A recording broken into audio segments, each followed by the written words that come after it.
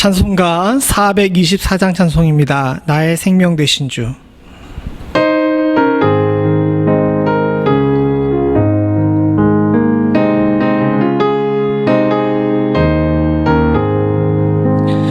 나의 생명 되신 주, 주님 앞에 나갑니다. 주의 흘린 보혈로 정케 하사 받아주소서. 날마다 주를 찬송하겠네. 주의 사랑의 줄로 나를 굳게 잡아 매소서.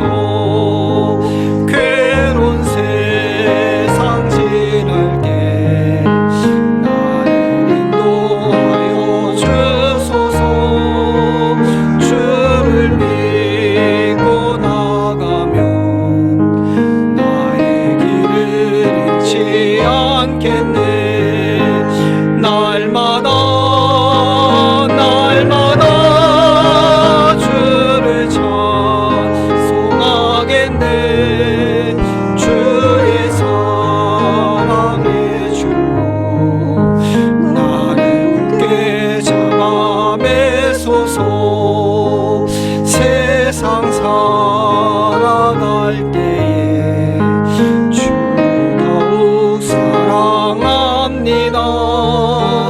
밝고 빛난 천국에 나의 영혼 들어가겠네. 날마다 주를 찬송하겠네. 주의 사랑의 줄로 나를 굳게 잡아 매소서.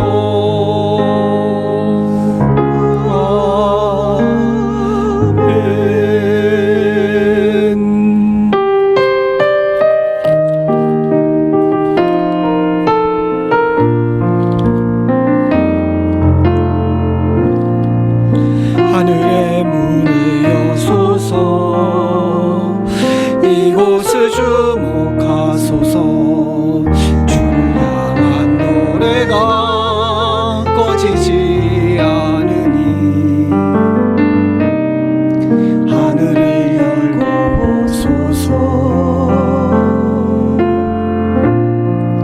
이곳에 임재하소서. 주님을 기다립니다. 기도의 향기가 하늘에 닿으니 주여 임재하여 주소서. 이곳에 오셔서 이곳에 앉으소서.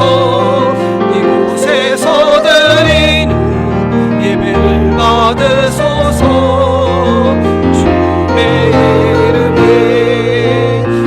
주의 이름만이 오직 주의 이름만 이곳에 있습니다. 이곳에 오셔서 이곳에 앉으소서. 이곳에서 드리는 예배를 받으소서. 주님의 이름만이 오직 주의 이름만 이곳에 있습니다.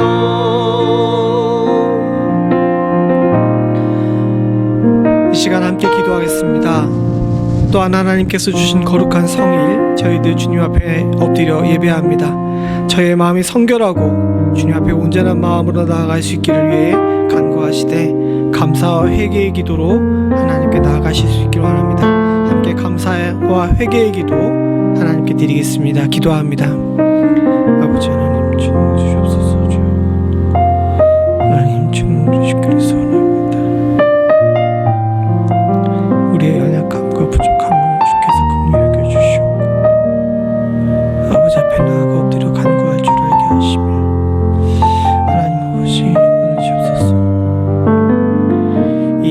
가운데서도 주의 성도들 믿음 잃지 않게 하시고 더욱더 굳건히 서게 하시며 심령이 가난하게 하시며 하나님 아버지의 통하는 마음으로 가여 주기를 소원합니다. 주님 주기를 소원합니다. 주님 주기를 소원하시옵소서.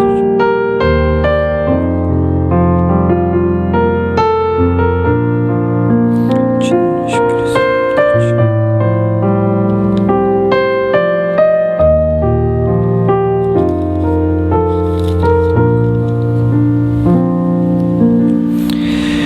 여호와는 내게 복을 주시고 너를 지키시기를 원하며 여호와는 그 얼굴로 내게 비추사 은혜 베푸시기를 원하며 여호와는 그 얼굴로 내게로 향하사 이어드사 평강 주시기를 원하노라. 아멘.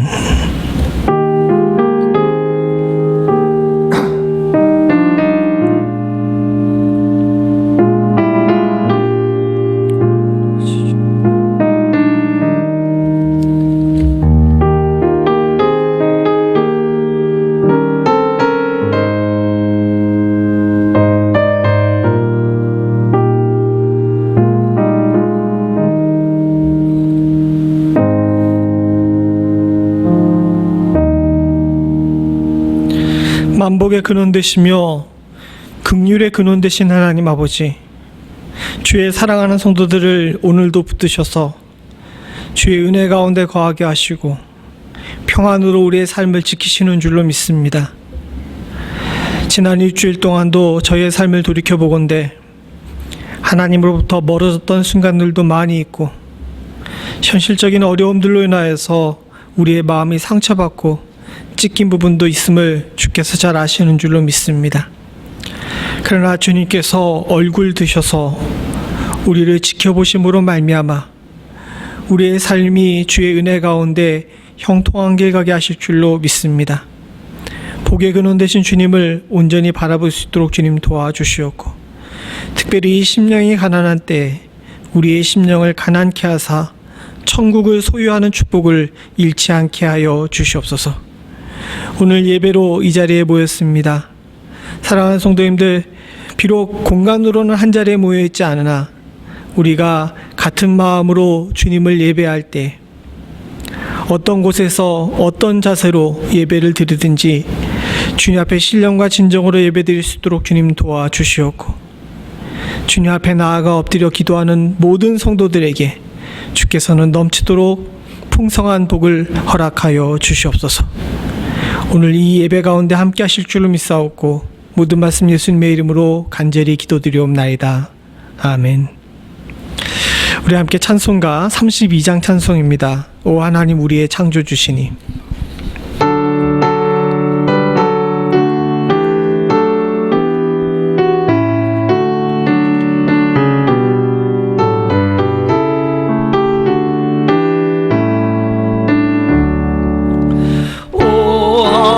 하나님 우리의 창조주시니 내 주님께 귀한 것들입니다. 내 주께만 엎드려 경배드리며 내 주의 이름 높이 찬양하네. 하나님 우리의 대주제시여 큰 풍랑에 대고 도우셨네.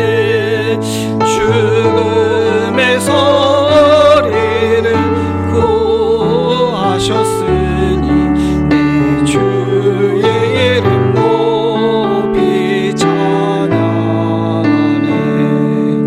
주 하나님 이름을 함께 높이며 대주제께 영광을 돌리오리.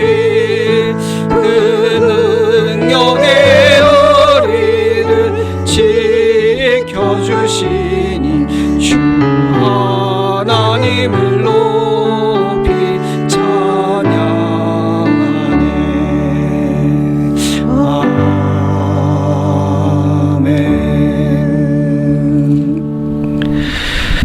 전능하사 천지를 만드신 하나님 아버지를 내가 믿사오며 그 외아들 우리 주 예수 그리스도를 믿사오니 이는 성령으로 잉태하사 동정녀 마리아에게 나시고 본디오 빌라도에게 고난을 받으사 십자가에 못 박혀 죽으시고 장사한 지 사흘 만에 죽은 자 가운데서 다시 살아나시며 하늘에 오르사 전능하신 하나님 우편에 앉아 계시다가 저리로서 산자와 죽은 자를 심판하러 오시리라.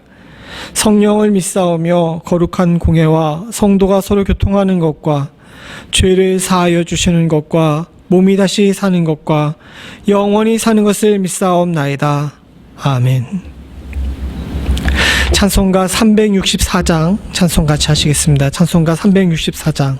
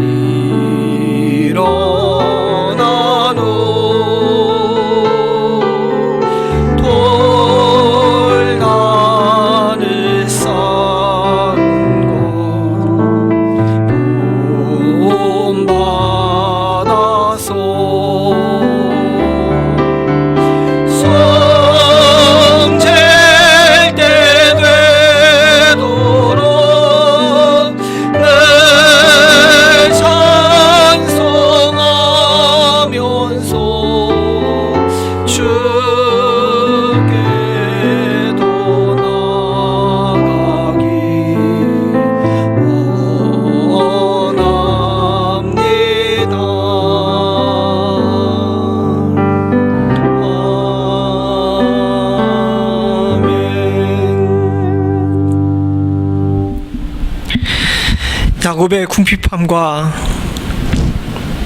마음의 상처받음을 아시고 베델로 찾아가셨던 하나님께서 오늘 주의 사랑하는 성도들에게 지금 임재하셔서 찾아오신 줄로 믿습니다. 영광을 받으시기 합당하신 주님, 약속을 지키시는 하나님께서 오늘 우리 가운데 임재하여 우리 예배를 받으시는 줄로 믿사오니 사랑하는 모든 성도들 주님 앞에 엎드려 경배할 때 주께서만 홀로 영광 받아 주시옵고, 야곱에게 임재하셨던 주님께서 오늘 지금 우리에게도 온전히 역사하시는 은혜를 허락하여 주시옵소서. 지난 일주일 동안 우리의 삶을 돌아보건대 하나님 아버지, 우리의 삶의 많은 부분이 연약했음을 주께서 아시는 줄로 믿습니다. 때로는 감정을 절제하지 못했고, 때로는 하나님 이외의 다른 것들을 마음의 우선순위에 두기도 했었고, 때로는 지금 현재 당하고 있는 어려움들로 인하여서 마음의 원망을 쌓아놨던 적도 있음을 주께서 잘 아시는 줄로 믿습니다. 바라고 소원하기는 우리의 마음을 정결케 하셔서 하나님께 합한 자 될 수 있도록 주님 도와주시옵고, 성도의 자세, 주님의 제자된 본분, 하나님의 자녀된 권세를 잊지 않을 수 있도록 주님 도와주시옵소서.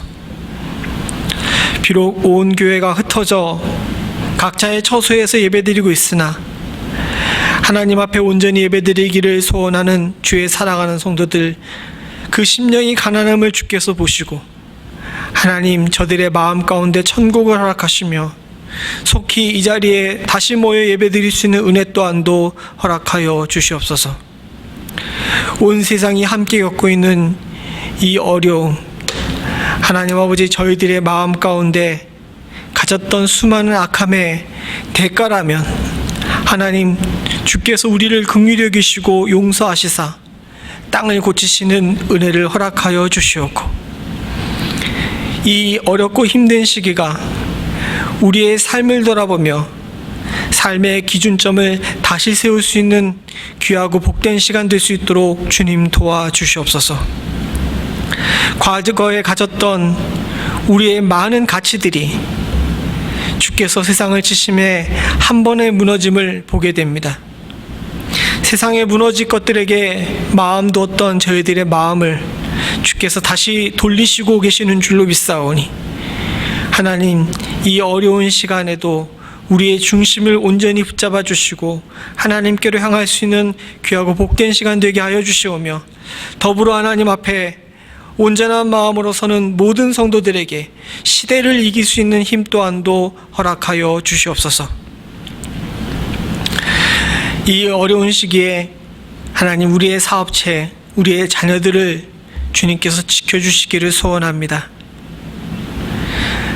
삶이 무너져가는 시대 속에서 주의 사랑하는 성도들 물질로 궁궁하지 않을 수 있도록 주님 도와주시며, 하나님 붙잡아 주시사 우리의 부모 형제들이 주 안에서 강건할 수 있도록 주님 도와주시옵고, 흩어져 있거나 슬아있는 자녀들이 하나님 아버지, 이 어려운 시기를 잘 넘길 뿐만 아니라 지혜롭게 대처할 수 있는 은혜 또한도 허락하여 주셔서 저들 마음 가운데 찾아가셔서 위로하시고 삶의 중심을 놓치지 않을 수 있는 축복 또한도 허락하여 주시옵소서.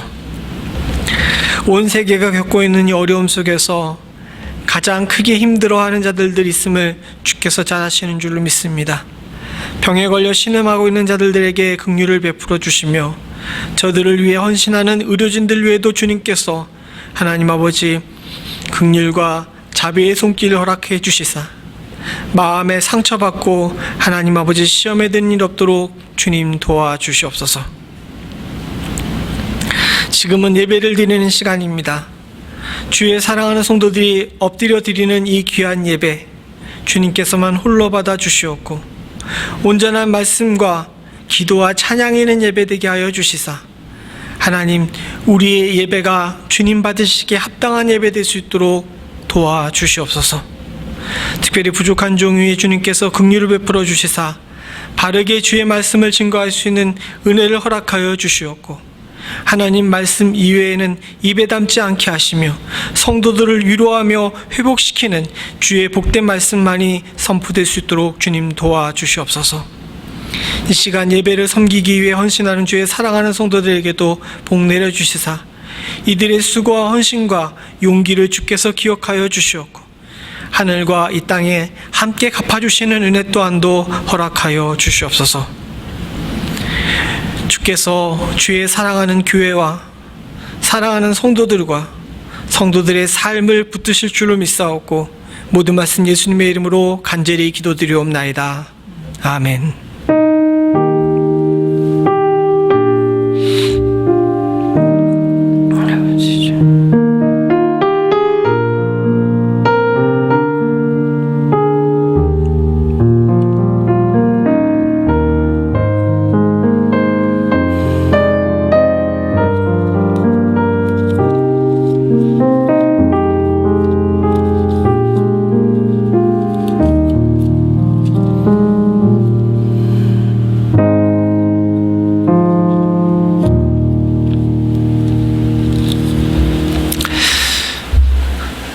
사랑하는 성도님들, 일주일 동안 주 안에서 평안하셨습니까? 주께서 주신 은혜 가운데 사랑하는 성도님들 가운데 또한 가정과 사업자 가운데 임하기를 간절히 소원합니다. 오랜 시간 동안 이 일로 인하여서 질병으로 인하여서 많은 나라와 또 민족들과 또 사람들이 고통받고 있는 시대에 주의 사랑하는 성도들의 삶의 가정과 삶의 구석구석을 주께서 지켜주시기를 간절히 기도하고 있습니다. 힘내시고 잘 이겨내실 수 있기를 간절히 소원합니다. 주중에 우리 한 성도와 연락을 했는데 이 어려운 가운데도 할 거다 하더라고요. 그리고 또 조금씩 진보도 있고요. 낙심하지 마시고 힘내시고 주께서 갚아주시는 은혜가 분명히 우리의 삶 가운데 있을 줄로 믿습니다. 여러분 복의 자리에서 벗어나는 일 없도록 힘내주시기를 부탁을 드립니다. 그리고 카톡에 공지드린 것처럼 교회 예배가 앞으로 다시 회복되기 위해서 당회에서 몇 가지 계획을 세웠습니다. 지금 다음 주부터 출구 전략이라고 그러죠. 다시 원래대로 돌아가기 위해서 이 주정부와 카운티 정부에서 계획을 세웠나 봐요. 그래서 다음 주부터 페이즈 1 단계이고 요 상황 속에서 확진자 수가 더 늘지 않고 상황이 좀 나아지게 되게 되면 그 상황이 나아지는 그 상태가 2주가 진행되는 걸 보고 페이즈 2 단계 그리고 그 페이즈 2에서 다시 또 상황이 좋아지게 되면 그 상황이 좋아지는 단계를 보고 2주 동안 더 확인한 다음에 페이즈 3로 이렇게 단계적으로 원 상태로 돌아가기로 했답니다. 네, 교회는 페이즈 1 단계에서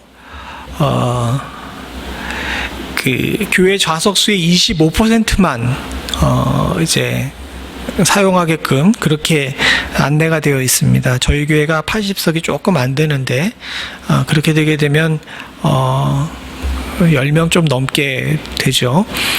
그리고 페이즈 2 단계에서도 다른 사업체는 조금씩 더 이렇게 풀어주는데 교회는 여전히 25%랍니다. 페이지 3 돼야지 이제 50%로 이렇게 늘게 되는데 그래서 교회에서 당회 회의 결과 페이지 1 단계에서는 새벽 예배를 그리고 페이지 2 단계에서는 수요 예배를 그리고 페이지 3 단계에서는 이제 대예배를 회복하기로 그렇게 결정을 했습니다. 그래서 다음 주부터 교회에서는 새벽 예배를 다시 시작합니다. 원래 드렸던 것처럼 화, 수, 그리고 금, 토 오전 6시에 새벽 예배를 드리게 됩니다. 여러분들께서 기억하시고 원하시는 분들께서는 새벽에 참석해 주시기를 부탁을 드리고요. 예배에 참석하실 때는 될 수 있으면 저를 제외한 나머지 분들은 마스크를 착용하시고 그렇게 예배를 참여해 주시기를 부탁을 드립니다. 그리고 대예배가 다시 드려지기 전까지는 성경 그 문제 내드리는 거, 매일 나가는 성경 문제를 계속 하기로 그렇게 했습니다. 여러분들께서 매일매일 나가는 성경 문제를 통해서 믿음 가운데 굳건히 서실 수 있기를 바라고요. 만약에 페이지 3 단계가 되어서 그 50% 그러니까 우리 교회로 하게 되면 한 40명 정도 예배 드릴 수 있는 상태가 된다 하더라도 들어오면서 온도 체크 같은 거, 그리고 손 이렇게 닦는 거, 그리고 마스크 쓰고 예배 드리는 거, 그리고 예배당 안에서도 1인당 사람 간격을 유지하는 건 여전히 지켜야 된다고 합니다. 그러니까 여러분들 그런 것들을 미리 좀 생각을 해 두시기를 부탁을 드립니다. 저희 교회가 일방적으로 하는 게 아니라 정부에서, 이 카운티 정부에서 안내해 주는 대로 그렇게 가기로 했습니다. 여러분들께서도 기도 많이 해주시고 속히 성도님들 얼굴을 함께 보며 예배드릴 수 있기를 소원합니다. 이상입니다. 오늘 하나님께서 우리들에게 주신 말씀은 요한복음 1장 29절 그리고 이사야 53장 2절부터 3절입니다. 요한복음 1장 29절 그리고 이사야 53장 2절부터 3절입니다. 제가 읽겠습니다. 요한복음 1장 29절입니다. 이튿날 요한이 예수께서 자기에게 나오심을 보고 가로되 보라, 세상 죄를 지고 가는 하나님의 어린 양이로다. 이사야 53장 2절 3절입니다. 그는 주 앞에서 자라나기를 연한 순 같고 마른 땅에서 나온 줄기 같아서 고운 모양도 없고 풍채도 없은즉 우리의 보기에 흠모할 만한 아름다운 것이 없도다. 그는 멸시를 받아서 사람에게 실어 버림바 되었으며 간고를 많이 겪었으며 질고를 아는 자라. 마치 사람들에게 얼굴을 가리우고 보지 않음을 받은 자 같아서 멸시를 당하였고 우리도 그를 귀히 여기지 아니하였도다. 아까 전에 광고 시간에도 여러분들께 언급을 드렸는데 지금 매일 3장씩 성경 문제가 여러분들께 나가죠. 그리고 그 범위 내에서 묵상할 거리도 이렇게 만들어서 여러분들께 카톡으로 보내드리고 있습니다. 많이들 여기에 참석하고 계시는 것으로 알고 있는데 사실 제 입장에선 되게 힘들어요. 그게 문제가 되는 것도 그렇고 묵상할 거리도 쓰는 것도 그렇고 요즘 그 새벽 예배 때도 이렇게 안 힘들었는데 이게 글자로 남기니까 좀 많이 좀 그렇더라고요. 그래서 요즘 창작의 고통을 느끼고 있습니다. 그런데 다른 한편으로는 그것이 굉장히 유익을 해요. 목회를 오래 하다 보게 되니까 성경 읽는 습관이 변하게 됩니다. 예전에 젊었을 때는 성경을 창세기서부터 시작해서 계시록까지 쭉 다 읽는 것을 자주 했는데 목회가 어느 정도 되다 보면 어떻게 되냐면 성경을 띄엄띄엄 읽게 돼요. 제가 원하는 부분에 대해서 이렇게 읽게 되고 성경 읽는 분량이 줄었다기보다는 그 성경을 한 권 전체로 통으로 읽는 것보다는 이렇게 분할해서 읽는 것들이 많이 되겠죠. 그러니까 오늘은 마태복음 읽었으면은 어제는 소선지서를 읽는다든지 또 내일은 계시록을 읽는다든지 이렇게 띄엄띄엄 읽게 되는 경우가 많이 있습니다.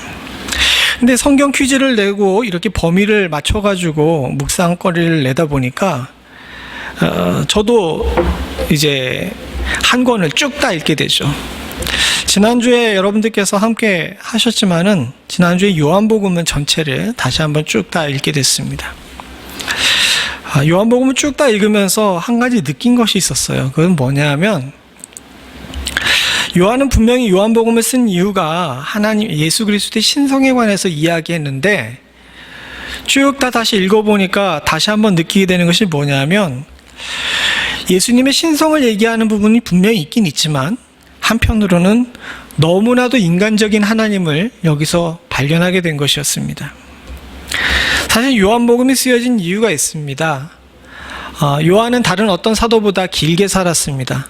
다른 모든 사도들이 박해로 인해서 죽었는데 전승에 따르게 되게 되면 요한도 권력자들이 위정자들이 죽이려고 했는데 잘 안 죽어요. 이게 뭐 가마솥에 집어넣는데도 살아났다 그러기도 하고 목을 쳤는데도 안 죽었다 그러고 뭐 이런 얘기들이 있는데 정확하게 알 수가 없지만 어쨌든 어떤 이유에서든지 요한이 거의 100살을 삽니다. 굉장히 오랫동안 살았습니다. 그리고 이제 요한이 사는 날 동안에 모든 사도들이 다 죽으니까 요한은 교회의 지도자가 되었어요. 왜 그랬냐면 요한은 십자가상에서 예수님의 육신의 어머니인 마리아를 요한에게 부탁했기 때문에 다른 모든 사도들이 복음 전도하러 사방으로 떠졌을 때 이 요한은 예수님의 어머니 마리아를 봉양했답니다. 그렇기 때문에 특별한 보호도 받았을 뿐만 아니라 다른 사도들보다 초기에는 그렇게 활발하게 활동을 하지 않았죠. 근데 모든 사도들이 죽고 마리아도 죽고 나니까 교회의 지도자는 요한 한 사람밖에 남지가 않은 거예요. 근데 요한이 교회의 지도자로 활동할 때 교회가 그렇게 평안하지 않았습니다. 온 세상에 있는 모든 교회들이 로마 제국에 의해 박해를 받고 있었어요. 기독교회는 어디에서도 환영받고 있는 존재가 아니었습니다. 팔레스타인에서는 유대인들에게 핍박을 받고요. 소아시아나 이집트에서는 그리스인들에 의해서 헬라인들에 의해서 박해를 받았습니다. 그리고 로마의 행정력이 비치는 모든 곳에서는 이 기독교는 로마 황제의 권위에 도전하는 그런 종교로 치부되어서 모두 박해받고 교회 지도자들이 큰 고난을 겪게 되는 상황이었습니다. 성도라는 이름을 갖는 것이 그렇게 쉬운 상황이 아니었죠. 그런 상황 속에서 요한이 교회의 지도자로 서게 된 상황 속에 요한이 목회자로서 가지고 있는 가장 큰 것은 무엇이냐면 성도들이 믿음을 잃고 방황하게 되거나 세상의 권력에 져서 그들의 고통을 감당하지 못하고 넘어지게 되는 것이었습니다. 로마의 위정자들이 그리스도인들을 싫어한 이유가 있었습니다. 그리스도인들은 예수를 도미네라고 부르죠. 도미네라고 부릅니다. 즉 나의 주인이라고 부릅니다. 근데 그 당시에 이 주인이라는 이야기를 들을 수 있는 사람은 노예에게는 그 노예의 인신을 구속하고 있는 주인, 그 사람 외에는 오로지 황제밖에 없었어요.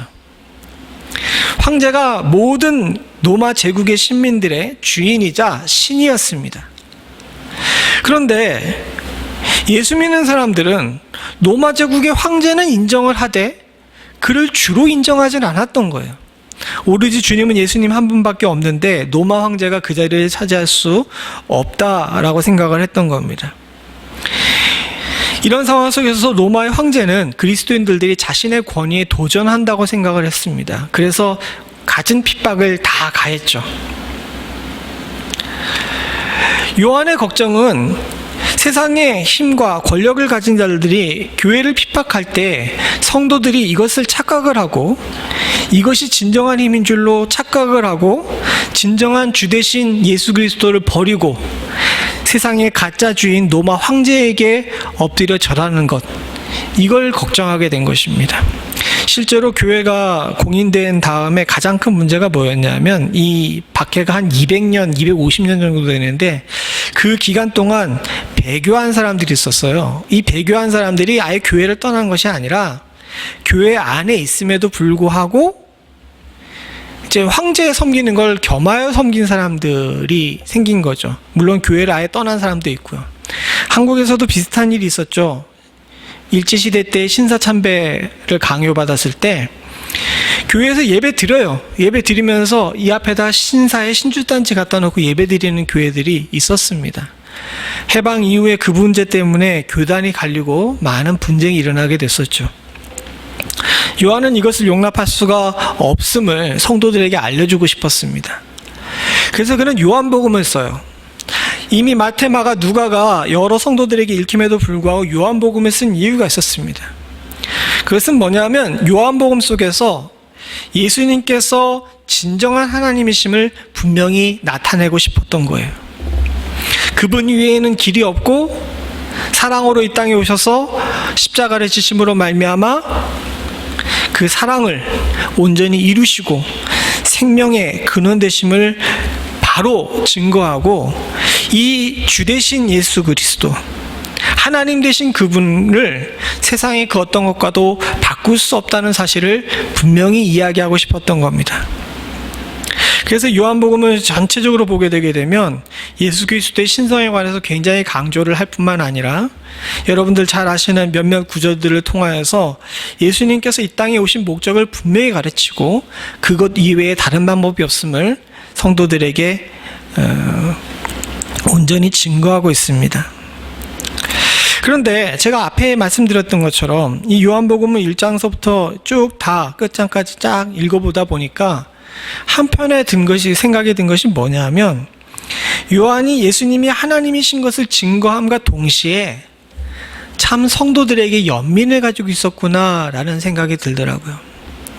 아까 전에도 말씀드렸던 것처럼 예수님이 하나님이심을 분명히 증거했지만 이 안에는 다른 한편으로는 너무너무 인간적인 예수 그리스도가 담겨 있습니다. 눈물을 흘리시는 예수님, 괴로워하시는 예수님, 고통 중에 계신 예수님이 이 안에 쭉 담겨 있죠.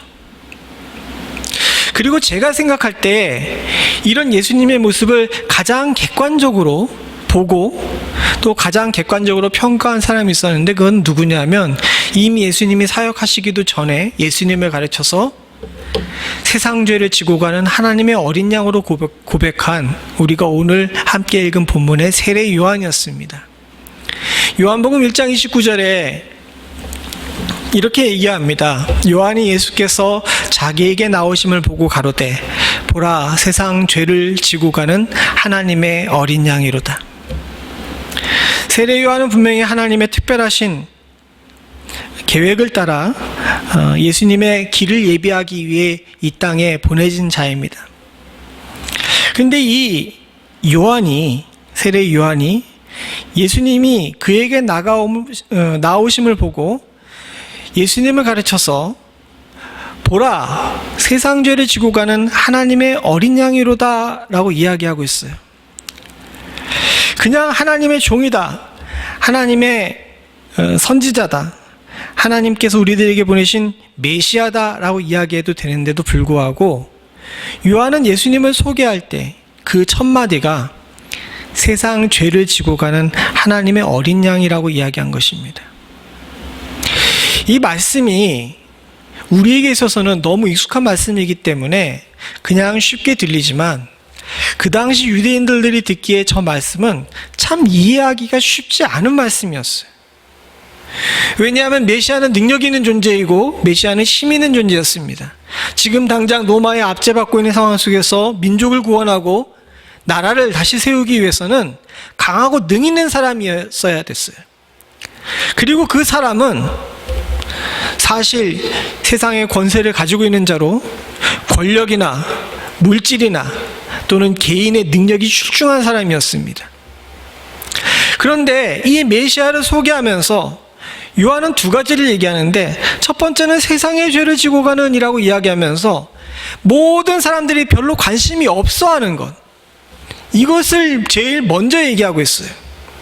물론 요한이 세례를 줄 때 많은 죄인들이 그에게로 나왔지만요, 그 당시에 보편적으로 세상 사람들이, 유대인들이 가지고 있었던 가장 큰 관심사는 누가 나를 로마의 압제에서 해방시켜 줄 것인가, 누가 나를 배고프지 않게 만들어 줄 것인가, 여기에 제일 관심이 많았습니다.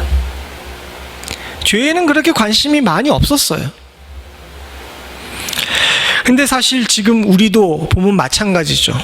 제가 몇 주 전에도 이렇게 통계를 통해서 말씀을 드렸지만, 오늘날 우리가 겪은 이 일도 그렇고 우리의 신앙생활도 돌아보건대 많은 성도들뿐만 아니라 세상의 사람들도 죄에 관해서 그렇게 관심이 없어요. 여러분, 이 자리에 여기에다가 이렇게 돈 뭉태기를 이렇게 쌓아놨어요. 한 100만 불 정도 되는 돈 뭉태기를 이렇게 쌓아놨다고 생각을 해봅시다. 요거를 선택할 것인지 아니면 너의 그동안 지었던 모든 죄를 이렇게 탕감해 주고 천국 가게끔 해주겠다라고 이렇게 얘기하는 이 두 가지가 있어요. 이건 보여요, 안 보여요? 안 보이죠. 이거는 100만 불짜리가 눈에 딱 보인다고 생각을 해봅시다. 여러분, 이 두 가지 중에 한 가지를 선택하라고 얘기하게 되면 어떻게 할 것 같습니까? 교회이고 목사가 물어보니까 2번이라고 이렇게 얘기하시는 분들이 많긴 하겠지만 실제적으로 그게 그렇게 쉽지가 않대요. 그리고 쉽지가 않을 것 같아요.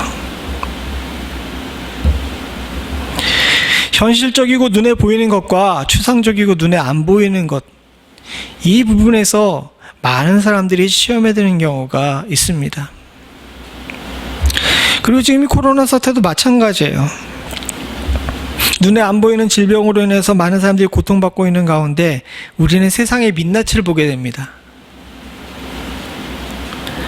그리고 우리가 얼마나 유물론적인, 즉 눈앞에 보이는 것을 쫓아 살던 사람인지에 대해서 다시 한번 생각해 보게 돼요.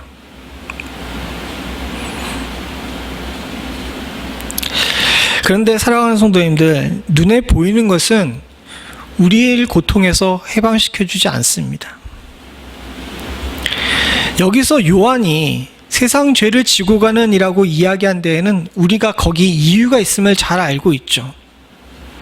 우리의 고통은 우리의 죄에서 나온 겁니다. 실제로 이 고통을 온전히 해결하기 위해서는 고통의 근원의 문제를 해결해야 돼요. 즉 죄의 문제를 해결해야 됩니다. 근데 우리는 고통의 잠시금, 몰핀과 같은 역할을 하고 있는 물질과 같은 것들에 더 관심을 많이 두죠.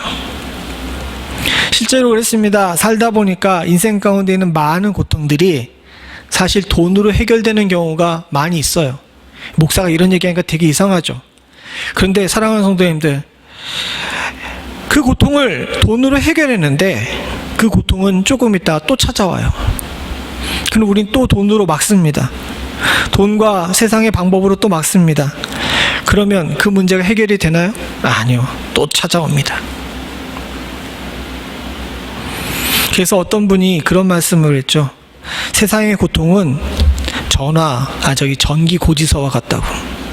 매일매일 날라온대요. 피할 수가 없이 매일 날라온답니다.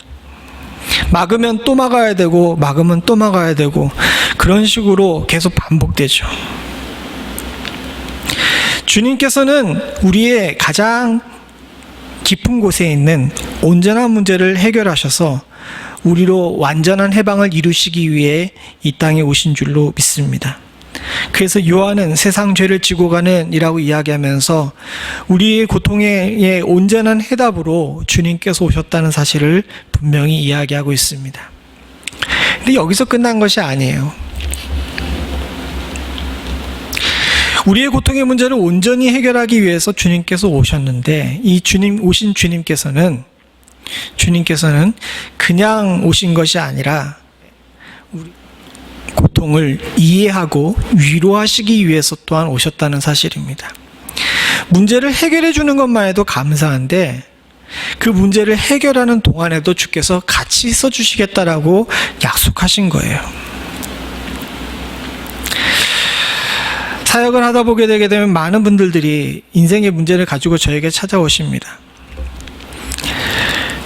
들어드립니다. 그런데 한 가지 성도님들한테 고백을 하게 되게 되면, 여러분들이 가지고 있는 모든 문제에 고개를 끄덕거리고 기도하겠습니다 라고 이야기하지만 제가 온전히 공감을 할까요? 못할까요? 예, 못합니다. 자식을 잃어보지 않은 사람 앞에서 아무리 위로하고 나선다 할지라도 실제로 자식을 잃어보지 않으면 공감을 못해요. 그리고 인생 속에서 삶이 무너져서 사업체가 망해본 사람은, 사업체가 망해본 사람이 그것을 알겠죠.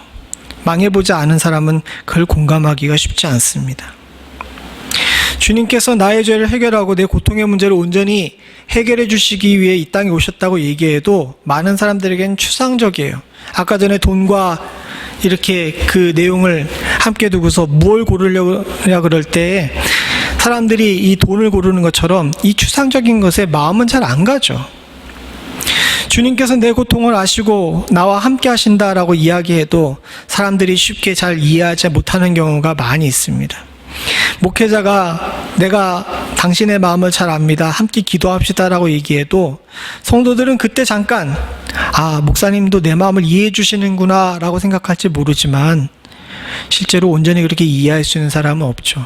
아까 전에 얘기한 것처럼 경험해보지 않았기 때문에 그렇습니다.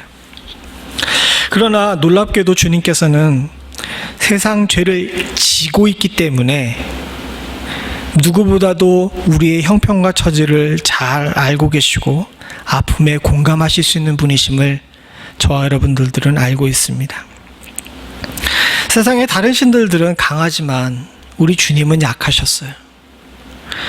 세상의 다른 신들들은 다 다른 사람 어깨 위에서 올라갔지만 주님은 가장 낮은 자리에서 비틀거리면서 본인의 십자가를 지고 올라가셨습니다. 어떤 신도 상처받지 않았지만 주님은 온갖 상처투성이었고 그 걸어가는 길마다 본인의 핏자국으로 물들이셨던 분입니다. 그렇게 하셨던 이유는 우리의 삶에 공감하시기 위해서 그래요. 오늘 우리가 함께 읽었지만 이사야 53장에 보게 되면 3절에 이런 말씀이 나옵니다. 그는 멸시를 받아서 사람에게 실어 버림받으며 강고를 많이 겪었으며 질고를 아는 자라라는 이야기가 나오죠. 간고라는 단어가 뭔지 질고라는 단어가 뭔지 잘 모르기 때문에 저 말씀이 잘 우리의 마음에 안 다가올 때도 있습니다. 그러나 워낙 유명한 말씀이기 때문에 저 말씀의 내용은 주님께서 잘 아시죠. 근데 여러분 표준 세번역에 보게 되게 되면 저 부분을 아주 쉽게 한글로 번역하여 놨습니다. 제가 한번 읽어드리죠. 그는 사람들에게 멸시를 받았고 버림을 받았고 고통을 많이 겪었다. 그는 언제나 병을 앓고 있었다. 간고를 많이 겪었다. 즉 고통을 많이 겪은 겁니다. 인간이 당해야 될 모든 고통들을 주님께서는 이 땅에서 경험하셨어요. 배고픔, 다른 사람들의 시기, 질투, 외면, 그리고 심지어는 제자들에게 배신까지 당했고요. 육체적으로 온갖 고통 가운데 살았습니다. 심지어 질고를 아는 자라라고 표현했는데 이것을 표준 세번역에 번역한 대로 하게 되면 그는 언제나 병을 앓고 있었다라고 이야기해요. 주님께서 이 땅에 오셨는데 언제나 병을 앓고 있었다라고 이사야는 이야기를 한 겁니다. 그만큼 우리가 당하고 있는 모든 아픔을 주께서 다 겪고 경험해 보셨다는 겁니다. 코로나 사태를 겪으면서 많은 사람들이 힘들어하는 것 중에 하나가 외로움이에요. 개인적인 격리뿐만 아니라 병실에서 나오신 분들에 대한 이야기를 들어도 그렇습니다. 아파가지고 병실에 누워있는데 아무도 문병 오지 않는데요. 문병 올 수가 없죠. 심지어는 그를 치료하러 오는 간호사들이나 의사들마저도 온갖 방호복으로 둘러싸고 있기 때문에 이 사람이 누군지 잘 모른대요. 명찰을 달고 있어가지고 그 사람이 간호사인지 의사인지는 알고 있는데 퇴원해가지고 병실을 나오기 전까지 얼굴을 볼 수 없답니다. 심지어는 본인도 아파서 대화가 안 되고 좀 나아서 대화하려고 해도 방호복을 입고 있는 의료진들이 그 방호복과 마스크와 또 이 시간 내에 처치하고 나가야 되기 때문에 대화할 시간도 없대요. 너무 힘들답니다. 따로 격리되신 분들도 마찬가지죠. 그렇게 격려되신 분들뿐만 아니라 우리도 그렇습니다. 성도님들과 전화하게 되게 되면 일주일에 한 번 교회 가서 성도님들과 이야기하고 한 식탁에서 밥 먹는 게 너무 즐겁고 행복했는데 그거 못해서 너무 힘들다라고 이야기하시는 분들도 많아요. 많은 사람들이 결국은 총까지 들고서 바깥에 나와가지고 데모를 합니다. 물론 먹고 살기 힘들어서 그렇다라고 이야기하시는 분들도 있지만 기본적으로 현대인들은 혼자 있는 것을 갖다가 견디지 못합니다. 현대인들뿐만 아니라 인간의 본성이 그렇죠. 내가 아프면 누가 와가지고 어깨라도 두들기면서 괜찮아 나아질 거야 라고 이야기해 줄 사람이 필요한 것이 바로 우리입니다. 사랑하는 성도님들, 우리가 분명히 기억해야 될 것이 있습니다. 저와 여러분들의 아픔에서 온전히 공감하시고 우리의 고통에 온전히 함께 아파해 주실 수 있는 분은 주님뿐이십니다. 이 고통의 순간에 저와 여러분들 모두가 다 혼자 있을 수밖에 없는 상황에서도 주님께서는 여러분들을 여전히 공감하시고 함께 아파하고 계신다는 사실을 잊지 마시기를 원합니다. 그는 언제나 병을 앓고 있었다. 사실 그냥 성경 읽을 때는 잘 몰랐는데 표준세번역으로 이 부분을 읽으면서 참 많이 울었어요. 그냥 질고를 아는 자라랑 그는 언제나 병을 앓고 있었다라는 것 너무 다른 문제더라고요. 나와 공감하시기 위해서 언제나 병을 앓고 계셨던 주님이 사랑하는 성도님들, 저와 여러분들의 아픔에 공감하시지 않을까요?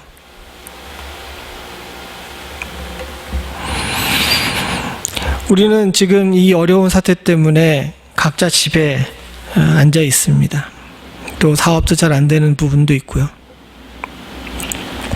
근데 주님께서는 하나님의 복음을 전했기 때문에 참 많은 순간 광야로 나가 계셨어야 됐습니다. 바리새인들과 제사장이 돌로 치려 했기 때문에 도망 다녀야 했고요. 무리가 엉뚱한 것을 요구했기 때문에 주님께서는 많은 시간 산이나 광야를 찾아다니셔야 됐었죠. 3년 동안 그렇게 가르쳤는데도 불구하고 십자가에 올라가기 전까지 제자들은 주님께서 무슨 얘기하는지 제대로 알아듣지 못했습니다. 그런 가운데서 주님은 너무 외로우셨을 거예요. 우린 겟세마네 기도의 사건도 잘 알고 있습니다.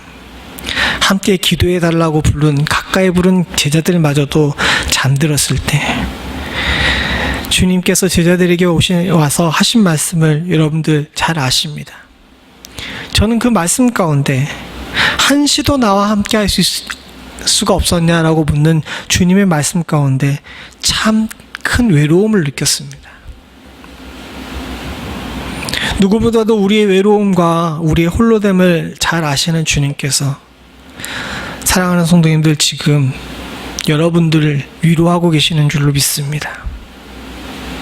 여러분들의 외로움, 여러분들의 홀로됨, 여러분들의 홀로 떨어져 있는 것 같다고 드는 이 생각들, 너무 거기에 집중하지 마시고 주님께서 나와 함께 하심을 굳건히 붙드실 수 있기를 간절히 소원합니다. 또한 한 가지 더 우리가 기억해야 될 것이 있습니다. 이 이사야 53장 3절에 보게 되면 맨 끝에 우리도 그를 귀히 여기지 아니하였도다 라는 문장이 나옵니다. 얼굴을 가리우고 보지 않음을 받은 자 같아서 멸시를 당하였고 우리도 그를 귀히 여기지 아니하였도다.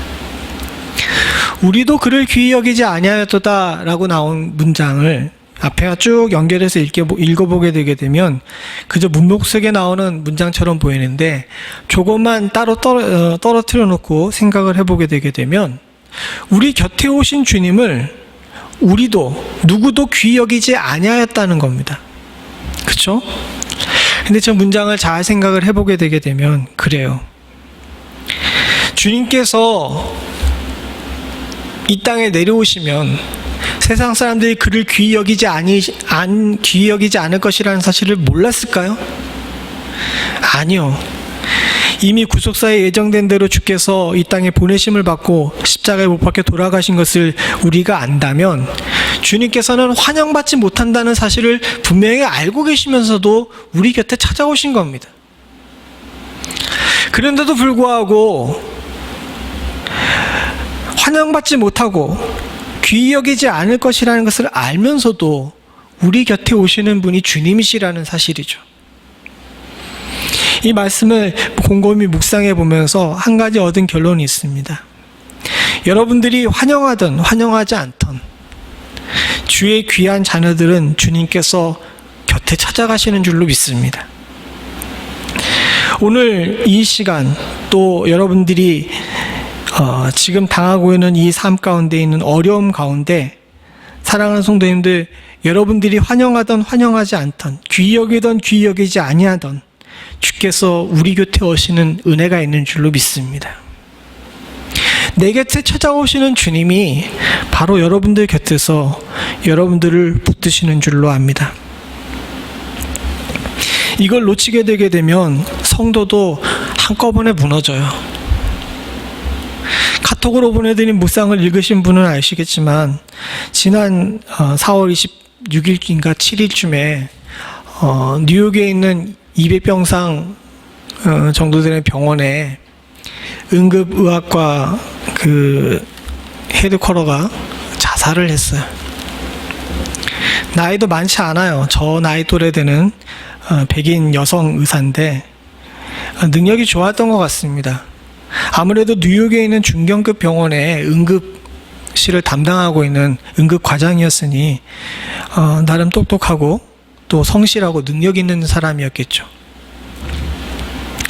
그리고 이 사람은 일주일에 한 번씩 지역사회에 봉사를 나가는 아주 독실한 크리스찬이었답니다.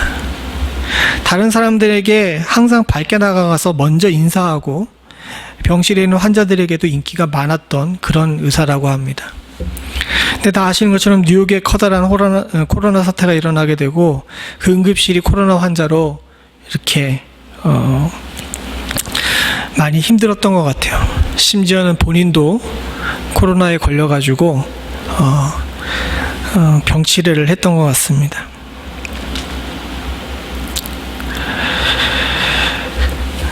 병이 나은 다음에 병원에 다시 찾아갔는데 병원에서 좀 더 쉬라 그랬던 것 같아요. 아마도 나은 다음에 몸도 제대로 못 추스리고 의사라 자기 소명을 다하려고 찾아간 것 같은데 병원에서 계속 하게 되면 이 사람 큰일 날 것 같아서 아마 집으로 돌려보냈던 것 같습니다.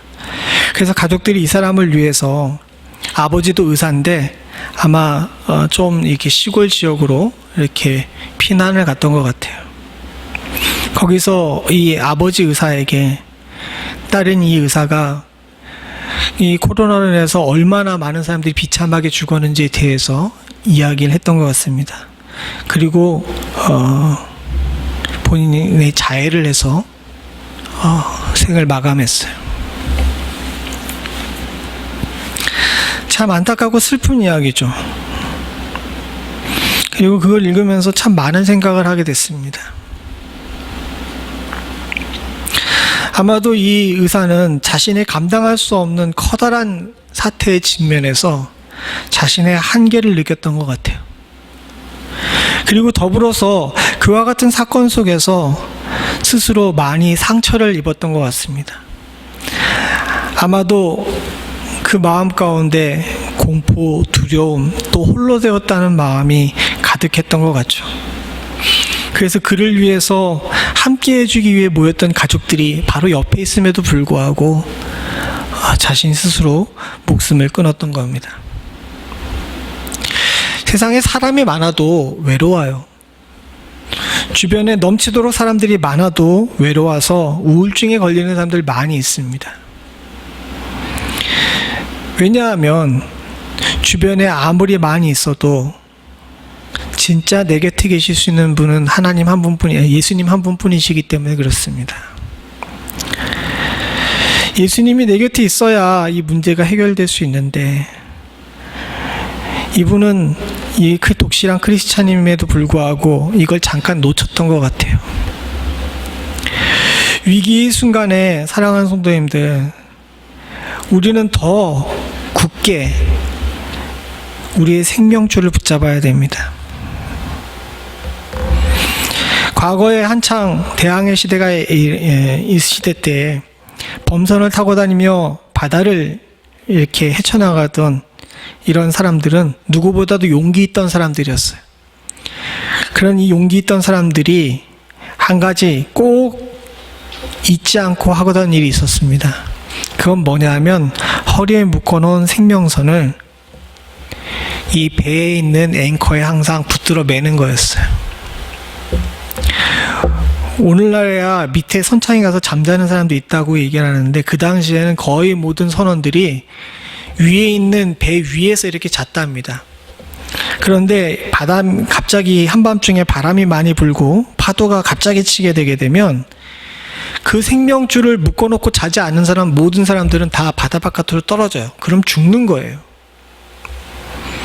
풍랑이 칠 때도 마찬가지입니다. 다른 모든 것들은 포기해도 그 줄을 꽁꽁 묶어서 돛대나 난간에다가 묶어놓지 않고 있는 사람들은 아무도 없답니다. 우리도 인생의 풍랑을 만났습니다. 아니 세상 전체가 온통 요동하며 풍랑치고 있죠. 이런 때 사랑하는 성도님들, 저와 여러분들이 잊지 않아야 될 것은 우리의 생명줄을 굳건히 붙잡는 겁니다. 그렇지 않으면 아무리 그동안 내가 똑똑하고 내가 능력 있고 내가 선장이고 내가 항해사고 한다 할지라도 바깥으로 떨어지게 돼요. 그리고 우리의 생명줄은 우리가 원튼 원치 않던 내 곁에 오시는 것을 기뻐하시고 나의 아픔에 공감해 주시는 예수님이신 줄로 믿습니다. 사랑하는 성도님들과 저에게 오늘 이 말씀이 위로이자 또 다른 결단이 되기를 간절히 소원합니다. 왜 목사들이 맨날 교회에 열심히 나오라 그러는지 아세요? 예배 드리지는 일을 게을리하게 되게 되면 나도 모르게 하나님과 사이가 멀어지기 때문에 그렇습니다. 그건 제가 그런 것이 아니라 이미 모세오경에 그렇게 나와 있어요. 1년에 3차 이스라엘 사람들은 하나님 앞에 나와서 얼굴을 보이라라고 이야기한 것은 거기 분명히 이유도 나와 있습니다. 하나님의 것인 것을 기억하기 위해서예요. 근데 이미 우리는 거의 2달에 걸쳐가지고 예배를 함께 드리지 못하고 교회에 나오지 못합니다.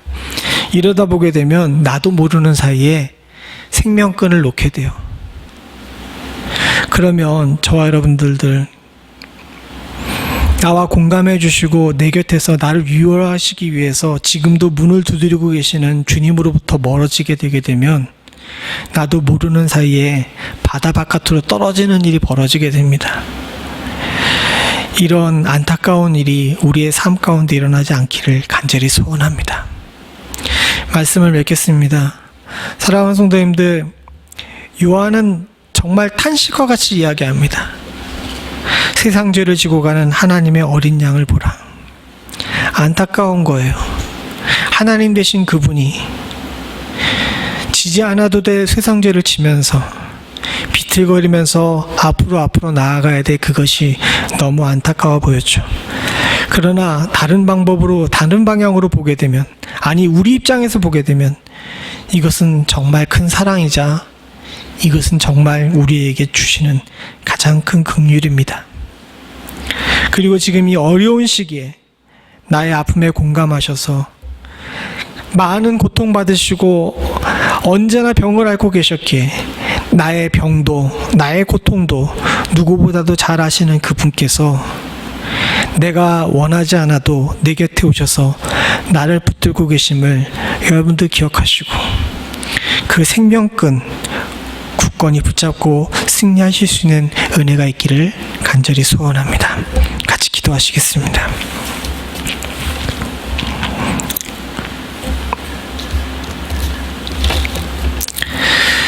세상의 모든 것들이 강함을 이야기할 때 가장 약한 자리에 계셨고, 세상의 모든 것들이 다 위로할 때 어느 누구보다도 낮은 곳을 찾으셨던 주님, 세상의 모든 사람들이 자신의 능력을 과신할 때 누구보다도 가장 큰 상처를 안고 십자가에 오르시기에 주저하지 않았던 주님께서 바로 우리의 고통을 아시고 우리의 질병을 아시고 나와 함께 하시며 나를 위로하고 계시는 줄로 믿습니다. 세상의 풍랑에 이리저리 흔들릴 때 내 곁에 찾아오셔서 생명의 끈 되신 주님을 꼭 붙들 수 있도록 주님 도와주시옵고, 하나님, 우리 사랑하는 성도들 누구도 이 끈 놓치는 일 없도록 주님 도와주시옵소서. 세상에 자기가 똑똑하다고 이야기하는 사람들은 많지만 하나님, 진짜 지혜로운 자들은 주님 붙잡고 있는 자들인 줄로 믿습니다. 우리는 진짜 지혜 있는 자가 되게 하여 주시옵고, 나를 홀로 두시지 아니하시는 주님을 붙잡고 우리의 아픔을 주님께 다 내려놓을 수 있는 은혜를 허락하여 주시옵소서. 성도들이 지금 당하고 있는 여러 가지 힘든 일들, 하나님, 낙심하지 않을 수 있도록 주님 도와주시옵고, 도리어 이기고 나아갈 수 있는 은혜를 허락하여 주시옵소서. 세례 요한은 단식으로 이야기했지만 그것이 그 어떤 것보다도 큰 복이 됨을 저희들이 알았고, 사도 요한이 위로하기 위해서 이 말씀을 선포했지만 한편으로는 이것이 세상을 이기는 참된 능력이었다는 사실 또한도 우리에게 알려줬음을 기억할 수 있게 하여 주시옵고, 예수를 의지하는 것이 진정 승리하는 방법임을 놓치지 않을 수 있도록 주님 도와주시옵소서. 주께서 주의 사랑하는 성도들과 교회를 붙드실 줄로 믿사옵고 모든 말씀 예수님의 이름으로 간절히 기도드립니다. 아멘. 우리 찬송가 86장 찬송 부르시면서 준비하신 일만 하나님께 드리겠습니다.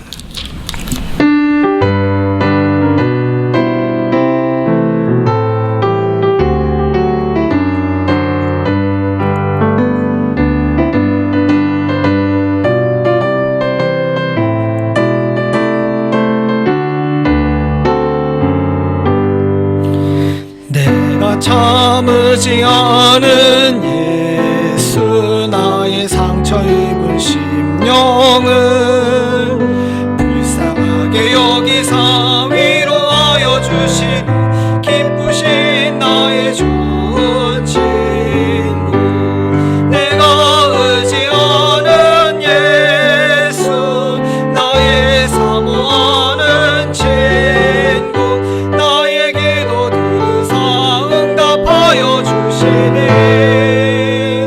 기쁘신 나의 좋은 친구. 주의 손 의지하고 갈 때 나를 해할 자가 없도다. 예수께서 내 맘을 크게 위로하시니 기쁘신 나의 좋은 친구. 내가 의지하는 예수, 나의 사모하는 친구, 나의 기도 들으사 응답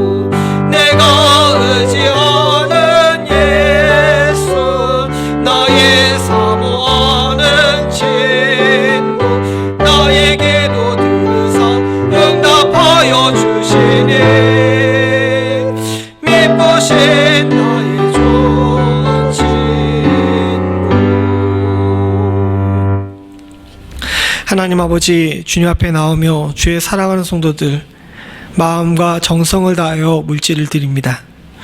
우리의 삶의 중요한 부분을 차지하고 있는 물질이지만 이것을 결코 하나님과 바꿀 수 없음을 알기에 기쁜 마음으로 주님 앞에 드리는 사랑하는 성도들의 손길 위에 주님께서 복 내려 주시옵소서.